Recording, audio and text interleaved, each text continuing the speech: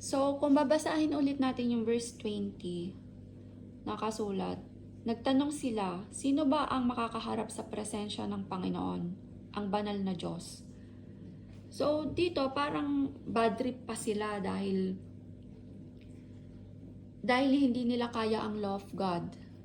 Kumbaga, para sa kanila is too much. Kaya, kumbaga, ang solusyon nila is ilayo. Di ba? Ang sagot nila is, saan ba natin ipapadala ang kahon ng Panginoon para mailayo ito sa atin? So, di ba ang lungkot? Dahil ayun yung solusyon nila, ilayo ang Diyos sa kanila kasi hindi nila kaya ang Word of God, ang law of God. Hindi nila kayang sundin. And kaya wag nating tularan yung ganitong attitude, 'di ba?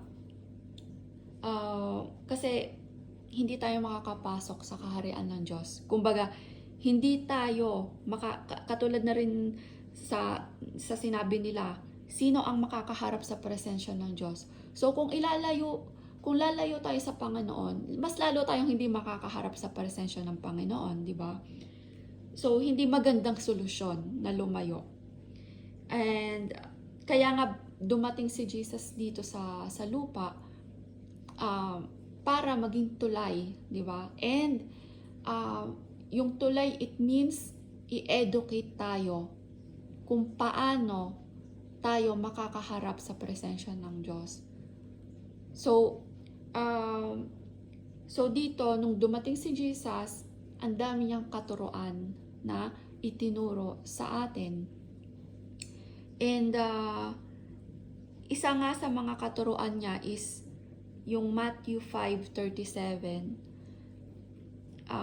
Basahin natin.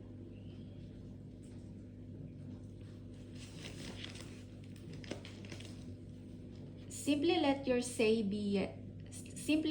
yes be yes, and your no, no. Anything beyond this comes from the evil one.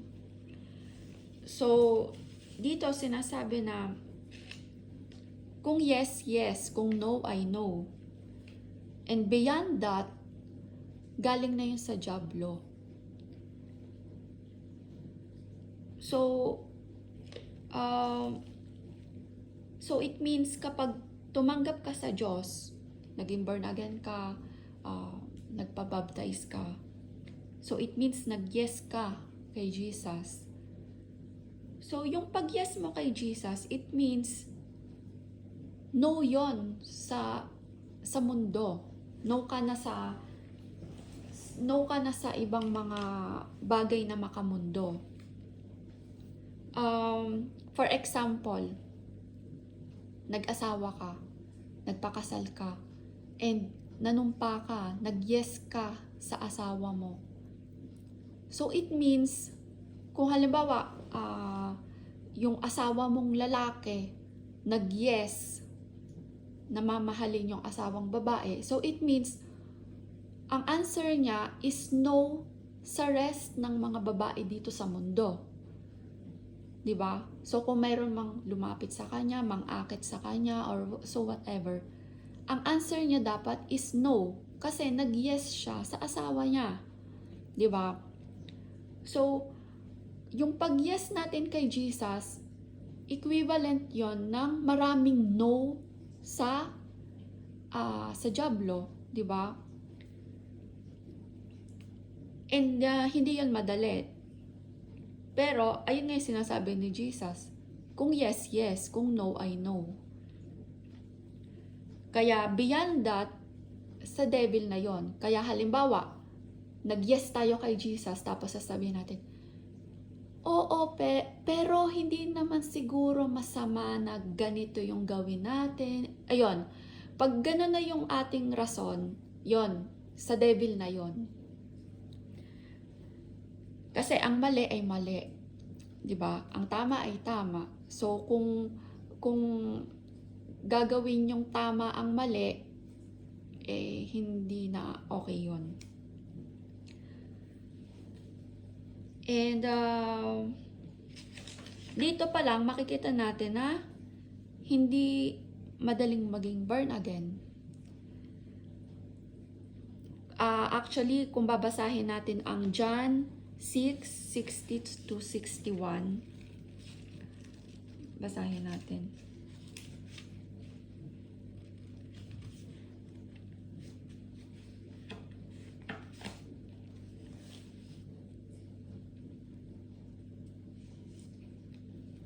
Nang marinig iyon ng mga tagasunod ni Jesus, marami sa kanila ang nagsabi, "Mabigat ang itinuturo niya. Sino ang makakatanggap nito?" Kahit na walang nagsabi sa kanya, alam ni Jesus na nagbubulong-bulungan ang mga tagasunod niya dahil sa mga itinuro niya. Kaya sinabi niya sa kanila, "Hindi ba ninyo matanggap ang mga sinabi ko? Paano pa? Verse 67. Kaya tinanong ni Jesus ang 12 apostol, "Kayo ba, gusto nyo rin bang umalis?" So dito, yun na rin mga tagasunod ni Jesus, sinasabi na mabigat ang tinuturo ni Jesus. Kaya, kumbaga, hindi talaga madali ang maging born again. Pero ano yung sinabi ni Jesus? Kayo ba, gusto nyo rin bang umalis? Diba? So dito, hindi nagmakaawa si Jesus na, please, mag-remain kayo sa akin. O kaya, hindi iniba ni Jesus yung katuruan para lang ma-please lang yung iba na mag-remain. Diba? Kumbaga, ang sinabi ni Jesus ay, kayo ba, gusto nyo rin bang umalis? So, rin ba, well, meaning, meron nang umalis, di ba? Meron na rin nag-backslide kasi hindi nila nakaya yung katuruan. Pero dito, sinasabi ni Jesus na, kumbaga, hindi pinipilit ni Jesus na mag-remain kayo. Walang, kumbaga, hindi siya namimilit.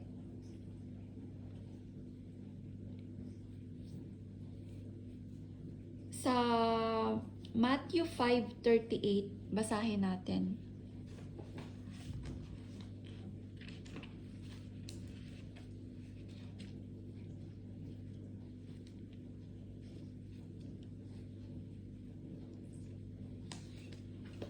Narinig ninyo ang sinabi noong una, mata sa mata, ngipin sa ngipin.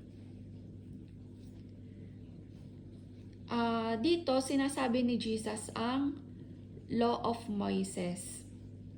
Kung babasahin natin ang Exodus 21:24 to 25,